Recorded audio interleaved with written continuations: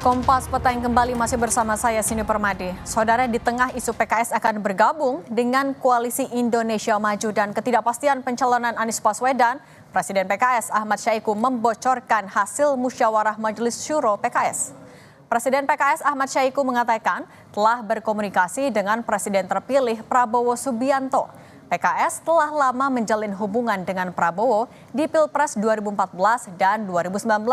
Hasil musyawarah Majelis Syuro ke-11 PKS mengamanatkan kepada pimpinan PKS untuk melanjutkan komunikasi politik dengan para pimpinan partai politik Koalisi Indonesia Maju. Bahwa pimpinan PKS telah berkomunikasi dengan Bapak Prabowo Subianto sebagai Presiden Republik Indonesia terpilih pada Pilpres 2024. Musyawarah Majelis Syuro yang ke-11 ini mengamanatkan kepada DPP PKS untuk melanjutkan komunikasi yang telah berlangsung baik kepada pimpinan-pimpinan partai, tokoh-tokoh keumatan, tokoh-tokoh kebangsaan sebagai upaya untuk membangun Indonesia yang lebih baik. Juru bicara PKS Muhammad Khalid menyebut PKS telah beranjak ke opsi lain setelah opsi pertama mendukung Anies Sohibul Iman lewat. Setelah batas 4 Agustus untuk mencari tambahan kursi dari partai lain tidak terpenuhi, PKS membuka opsi lain. Salah satunya dengan menjajaki kerjasama dengan Koalisi Indonesia Maju.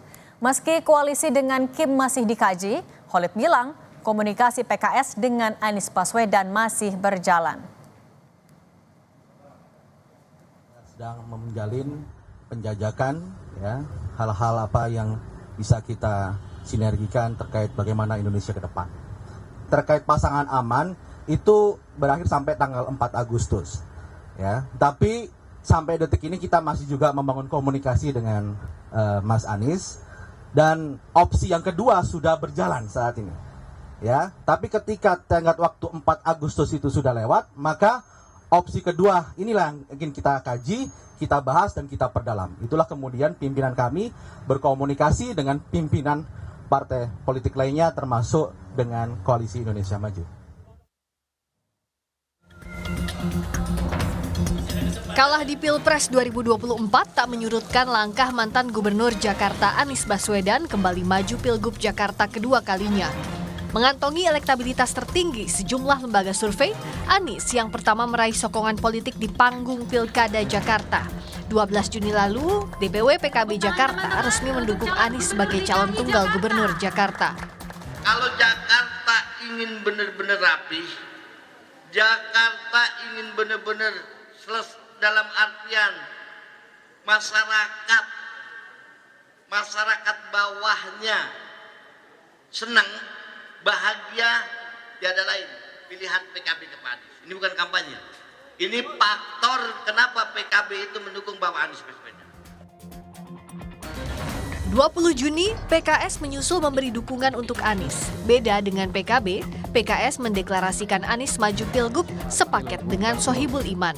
Maka Dewan Pimpinan Tingkat Pusat DPTP PKS pada rapat di hari Kamis 20 Juni 2024 telah memutuskan mengusung Bapak Anies Rashid Baswedan sebagai bakal calon gubernur dan Bapak Muhammad Sohibul Iman sebagai bakal calon wakil gubernur. Siap berjuang memenangkannya? Nasdem yang mengusung Anies di Pilpres juga resmi menyatakan dukungan Anies maju Pilgub Jakarta dalam pertemuan dengan Ketua Umum Partai Nasdem Surya Paloh di Nasdem Tower 22 Juli lalu. Tapi ternyata sore ini kami telah membulatkan tekad, menyepakati untuk Pilkada DKI. Pak Surya Paloh yang pimpin rapat tadi langsung menetapkan Bapak Anies Baswedan sebagai calon gubernur DKI Jakarta dari Partai Nasdem. Pak Anies juga diberi kebebasan sepenuhnya untuk menentukan siapa wakilnya dengan satu syarat. Wakil itu tidak boleh dari Partai Nasdem. Meski sudah mengantongi dukungan 3 partai, nasib pencalonan Anies di Pilgub Jakarta masih tak menentu. Belakangan muncul Kim Plus yang mengusung Ridwan Kamil. Santer terdengar jika Kim Plus berhasil memborong dukungan dari partai-partai pendukung Anies terancam gagal maju pilgub dan ada kemungkinan Ridwan Kamil melawan kota kosong. Tim Liputan, Kompas TV. Majelis Syuro PKS mengamanatkan melanjutkan komunikasi dengan Koalisi Indonesia Maju setelah tenggat 4 Agustus agar Anies Baswedan mencari tambahan kursi Koalisi Pilgub Jakarta terlewati. Apakah keputusan ini menjelaskan arah PKS akan bergabung dengan Koalisi Indonesia Maju dan dengan demikian meninggalkan Anies Baswedan? Sudah ada juru bicara PKS Muhammad Khalid dan pengamat politik yang juga Direktur Eksekutif Indikator Politik Indonesia Burhanuddin Muhtadi. Selamat sore semuanya, apa kabar? Sore. Selamat sore, Assalamualaikum. Waalaikumsalam warahmatullahi wabarakatuh. Saya mau ke Bang Khalid dulu. Bang Khalid, kan sebenarnya PKS dengan partai politik lain termasuk juga yang ada di koalisi Pak Prabowo kan sudah berkomunikasi dari lama. Tapi sekarang resmi dari Dewan Syuro mengamanatkan melanjutkan komunikasi. Ini memang nunggu dulu tenggat 4 Agustus atau dari komunikasi yang sudah dijalin belum ada titik temu?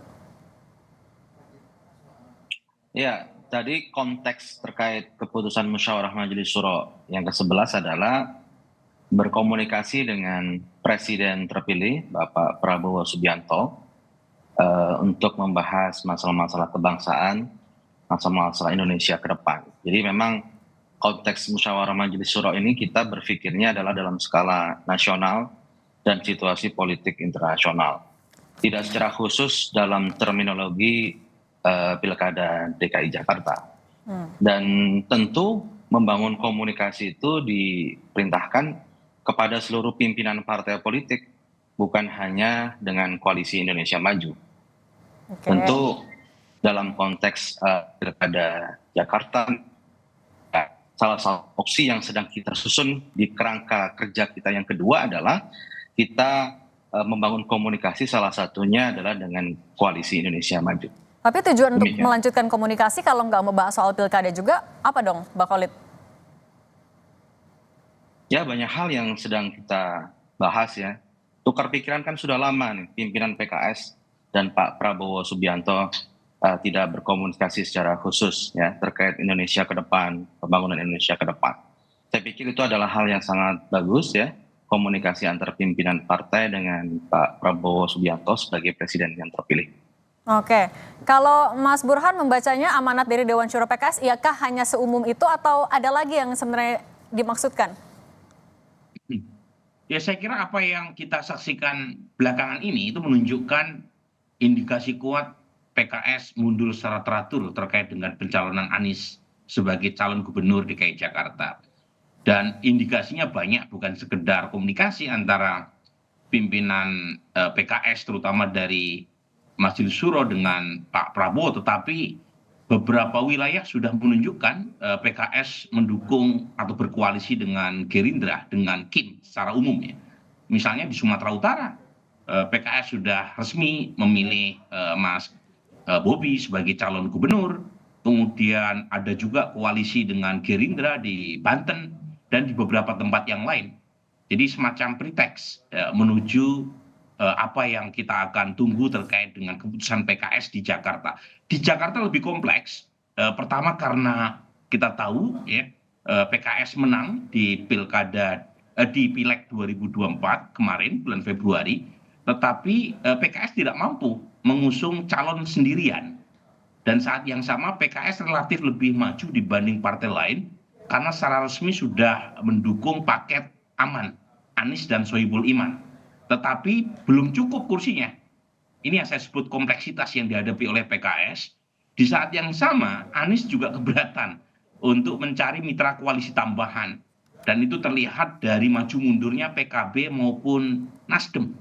Jadi kompleksitas itu sepertinya yang kemudian mendorong perkembangan terakhir yang memperlihatkan kemungkinan Anies justru ditinggal. Sesuatu yang menurut saya ironis. Karena Anies elektabilitasnya tertinggi, tapi justru kesulitan untuk mendapatkan dukungan dari partai, termasuk dari PKS.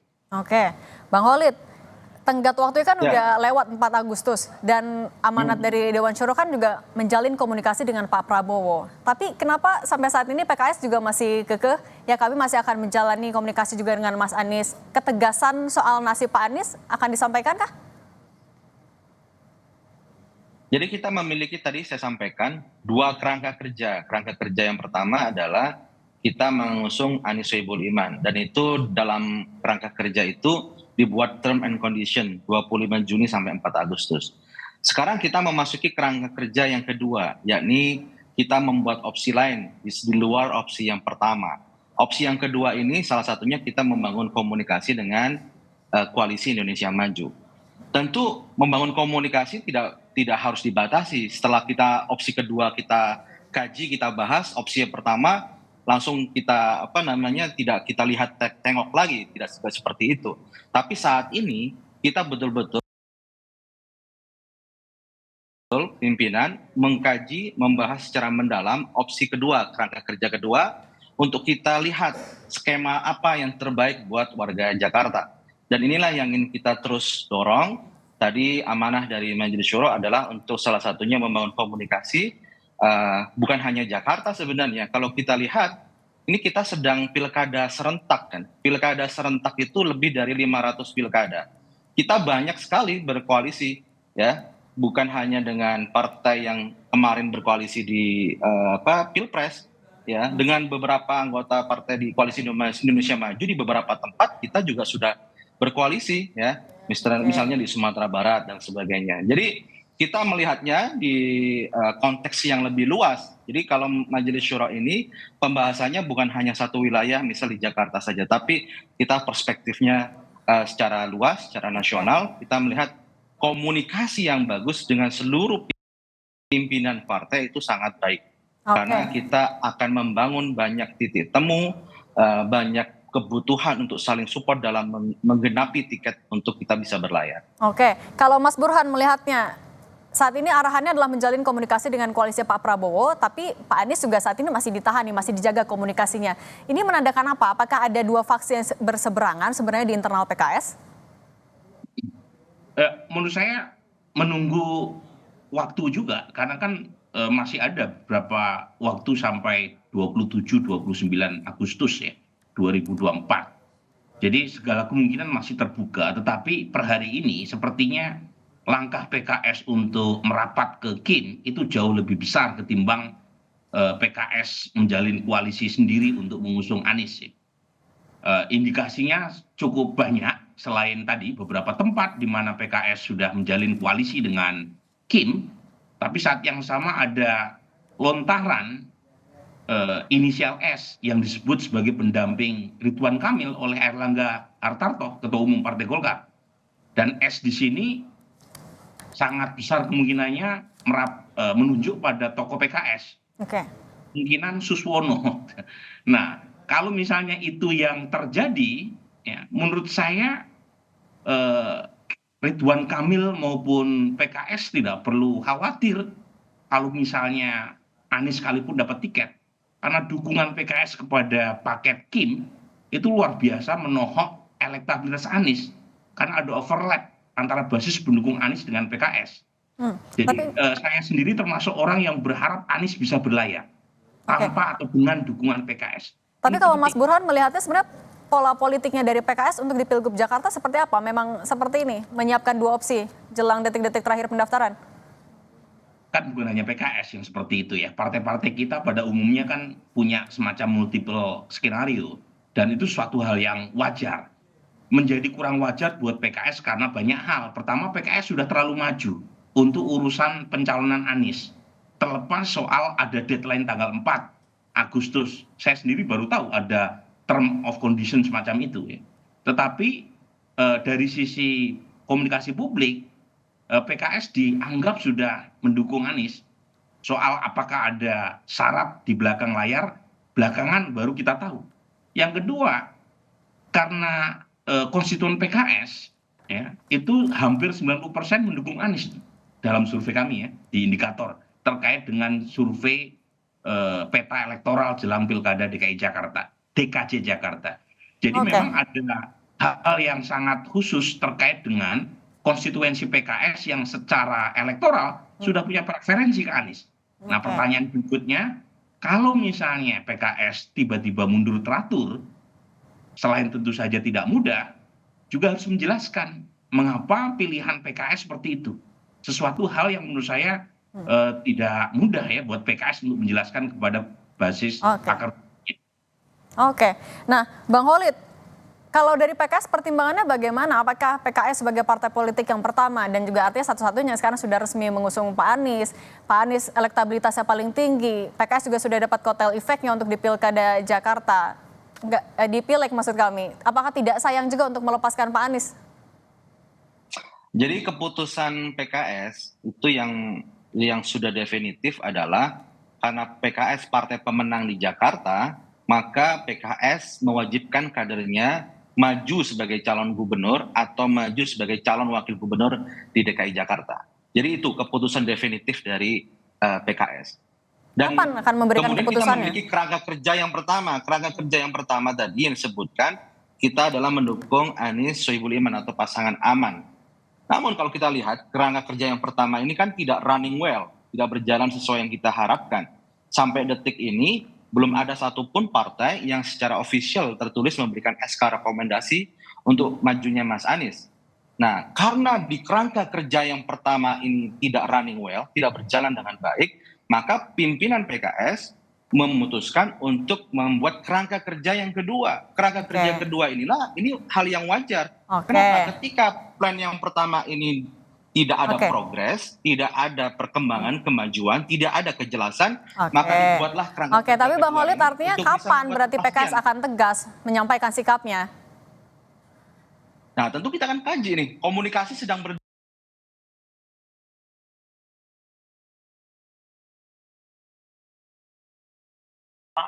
RK itu akan dipasangkan dengan Kaisang di Jakarta.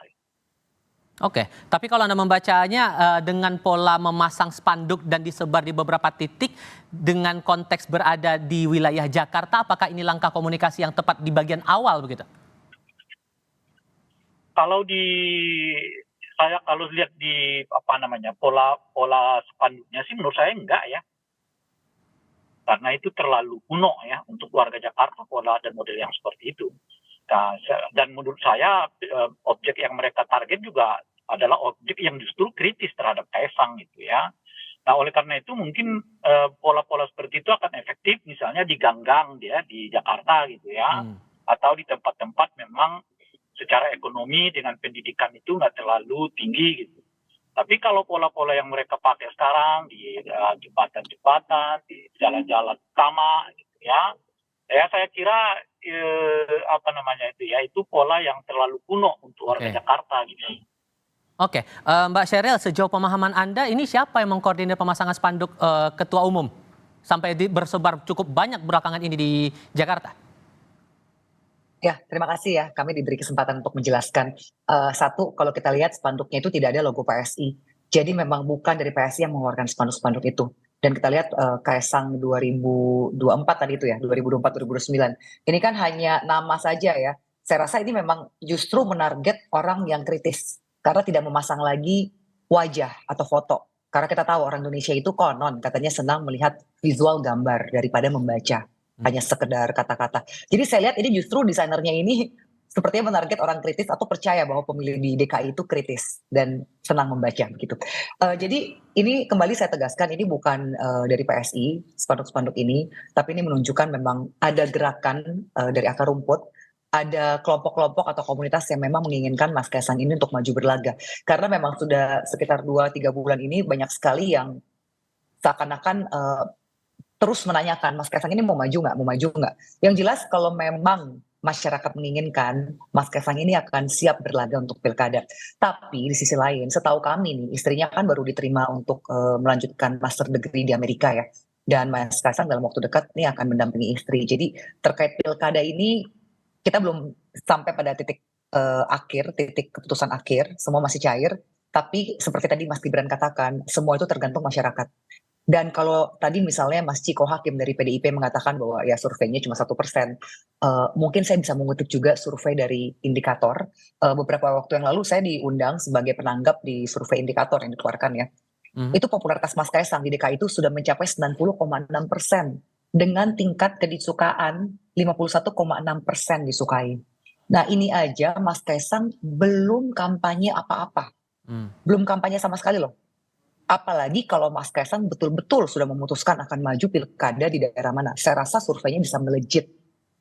Ini potensinya besar sekali menurut saya. Dan di sisi lain, kita apresiasi lah ya, ada gerakan-gerakan yang langsung menindaklanjuti aspirasi mereka dengan memasang baliho di berbagai tempat. Itu kami apresiasi dari PSI, meskipun kita nggak tahu siapa yang melakukannya. Tapi jelas ini menunjukkan bahwa memang ada gerakan yang menginginkan angin segar, darah muda untuk menjadi pemimpin di DKI misalnya ya. Karena kan tadi katanya spanduknya di DKI ya.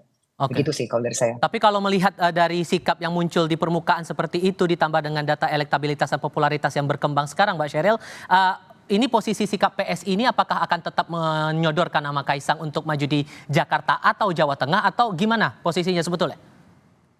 Yang jelas begini, kami punya kekuatan saat ini di 2 lokasi, yaitu DKI dan Jawa Tengah. Di Jawa Tengah karena surveinya begitu tinggi, padahal lagi-lagi Mas Kaisang belum pernah kampanye real di Jawa Tengah. Yang kedua, untuk DKI jangan lupa kita itu punya 8 kursi di DPRD. 8 kursi itu saya rasa masuk top 5 partai yang ada duduk di DPRD DKI. Dengan 8 kursi, saya rasa sangat pantas jika PSI ikut serta meramaikan pilkada DKI dan menyorongkan kadernya sendiri untuk jadi calon. Dan pertimbangan kuatnya di Jakarta atau Jawa Tengah menurut Anda? Kader terbaik kami itu adalah Mas Kaisang kalau akan maju. Bagaimana? Pertimbangan terkuatnya di Jakarta atau Jateng? Kita punya sekarang 2 kekuatan di DKI dan Jawa Tengah. Jadi ya kita lihat saja lah Mas ini. Karena sampai saat ini kan memang di 2 tempat ini grassroots-nya terus meminta PSI untuk memajukan Mas Kaisang ya.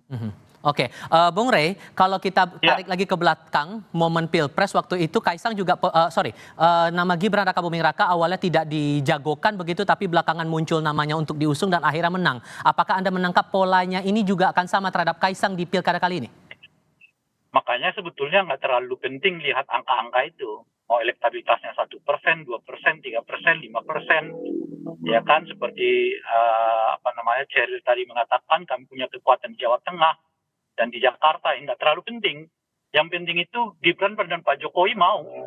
Kalau Gibran dan Kaisang dan Pak Jokowi mau, ya seperti kasus Gibran selesai semua gitu loh Pak. Karena ini kan semua di luar ilmu pengetahuan ini, di luar teori ini gitu loh Pak. Karena ada orang partai politik berbondong-bondong mendukung calon yang elektabilitasnya paling tinggi 15%. Melawan calon yang elektabilitasnya 40-30%. Itu nggak masuk teori itu. Nah, tapi kalau Pak Jokowinya mau, Gibrannya mau, Kaisangnya mau, semua bisa terjadi. Usia bisa diubah, persyaratan penetapan usia juga bisa diubah. Jadi nggak relevan berbicara soal angka-angka ya dan terus-terusnya itu relevannya itu berbicara apa Kaisang mau, Pak Jokowi mau nggak. Kalau Kaisang dan Pak Jokowi mau, ya selesai jadi. Nggak kebayang sama kita itu kan, partai sebesar Golkar menggeser RK dari Jawa Barat ke Jakarta gitu. Mbak Sheryl meresponnya gimana tuh? Ada efek Jokowi yang kayaknya akan berperan di sini. Gimana menurut Anda? Siapa efek? Mbak Sheryl? Ya kalau efek Jokowi memang harus diakui karena itu presiden yang sudah mau di masa akhirnya saja masih 75% lebih kan ke tingkat kedisukaan oleh masyarakat atas kinerjanya begitu. Jadi ya saya rasa sangat wajar ya jika parpol-parpol pun melirik gitu kira-kira Pak Jokowi ini favornya kemana. Tapi tentunya partai politik itu tidak gegabah. Mereka tidak mungkin mau mengusung orang yang mereka tahu tidak bisa menjadi pemimpin yang baik, tidak bisa membawa sesuatu yang baik untuk masyarakat, dan tidak bisa menang. Jadi saya rasa siapapun juga bebas berspekulasi, bebas membuat teori-teori. Tapi yang jelas partai politik ini kan isinya bukan anak kecil ya. Semuanya pasti berhitung bahwa kira-kira orang ini layak tidak diusung. Karena siapapun yang mau maju, tapi kalau akhirnya dianggap mungkin terlalu sombong atau tidak bisa bekerja sama, akhirnya mungkin parpol juga akan memilih orang yang bisa diajak komunikasi. Karena pada akhirnya pada saat seorang pemimpin berhasil duduk di kancah eksekutif ya, dia harus bisa berkomunikasi dengan parpol, yaitu dalam hal ini DPRD kan. Jadi saya rasa sosok itulah yang dilihat bagaimana kepemimpinan akan dibawakan, visi misinya, dan kira-kira pola komunikasinya bagaimana begitu. Gimana membacanya Bung Rey? Karena ada hitung-hitungan dari partai politik sendiri. Itu tadi saya sebutkan kan, kalau hitung-hitungannya nggak masuk. Tapi apakah mungkin terjadi? Mungkin. Apakah mungkin menang? Ada caranya menang. Kalau soal itu sih. Caranya menang apa ya? Borong semua partainya. Sehingga ya tinggal satu pasangan calon. Mungkin nanti dilawankan dengan pasangan independen. Nah, kalau semua partai diborong, atau tinggalkan satu partai yang nggak mungkin bisa mencalonkan lagi calon yang lain, ya sudah, itu artinya bisa menang. Karena dalam studi kita, 98,2%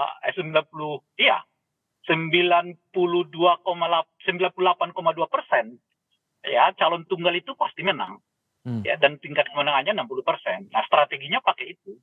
Jadi kalau ditanyakan dengan elektabilitas kecil mungkin nggak menang, mungkin. Ada caranya, ada. Apa caranya? Borong semua partainya yang ikut gitu loh. Nah, tinggalkan satu lah supaya kelihatan ini kan tidak, kita kan nggak ngeborong, masih ada kok satu di partai. Yang satu itu kan nggak mungkin lagi nyalonin gitu. Oke. Nah, sehingga ya tinggal satu. Kebetulan ada calon independen yang lain yang mungkin bergabung kan. Nah, Saya coba singgung sedikit di sisi lainnya, Bung Rey. Membaca karakter warga Jakarta dengan strategi kampanye Kaisang yang belakangan ini membagi-bagikan buku tulis dan sekarang juga muncul ada spanduk seperti ini. Anda memacanya gimana? Ya jangan kemana-mana lagi. Ya kan? Kan Kaisang udah mengatakan dia udah menyerahkan ke tiket Jawa Tengah ke Pak Ahmad Lutfi. Kan pilihannya tinggal satu, berarti Jakarta. Dan memang aktivitas Kaisang untuk mempopulerkan dirinya terlihat jauh lebih tinggi di Jakarta gitu dibandingkan misalnya di Jawa Tengah. Kalau mau nyari menangnya, mestinya ya nyarinya di Jawa Tengah, bukan di Jakarta. Kalau untuk karakter warga kita disesuaikan dengan itu gimana? Kenapa? Kalau untuk membaca sesuai dengan karakter warga Jakarta, dengan membaca pola komunikasi dari Kaisang membagi-bagikan buku dan demikian. Kan saya sudah sebutkan tadi, makanya bukan itu ininya, yang utamanya itu borong semua partainya gitu loh. Tinggalkan satu di luar, yang satu itu kemungkinan nggak bisa mencalonkan dan tentu saja karena ada calon independen mungkin akan lolos, maka tidak ada nggak ada calon tunggal versus kota kosong. Nah, cuma calon independen ini kan sulit juga menurut saya mungkin dipilih orang karena nggak akan masif partai-partai yang akan mendukung Kaisang dan sebagainya. Dan oleh karena itu ya pilihan yang tersedia sebenarnya hanya Ridwan Kamil dan Kaisang. Kalau begitu modelnya ya menang. Oke. Jadi ini nggak lagi pakai teori umum, teori yang lain lagi. Singkat saja Mbak Sheryl, jadi kalau sudah muncul semangat seperti ini, dukungan-dukungan dari pihak luar begini, apakah nama Kaisang akan dipasangkan nanti dengan Kang Ridwan Kamil yang digadang-gadang akan didorong Kim begitu di Jakarta? Singkat saja. Mas Kaisang kan sudah menyatakan dia siap jika harus maju pilkada, tapi kembali ke masyarakat dan partai-partai. Oke, Mbak Sheryl Tanzil, terima kasih. Bung Rey Rangkuti, terima kasih banyak sudah hadir di diskusi kami. Selamat sore semuanya. Sore. Laporan berikutnya usai jeda, pesawat turbo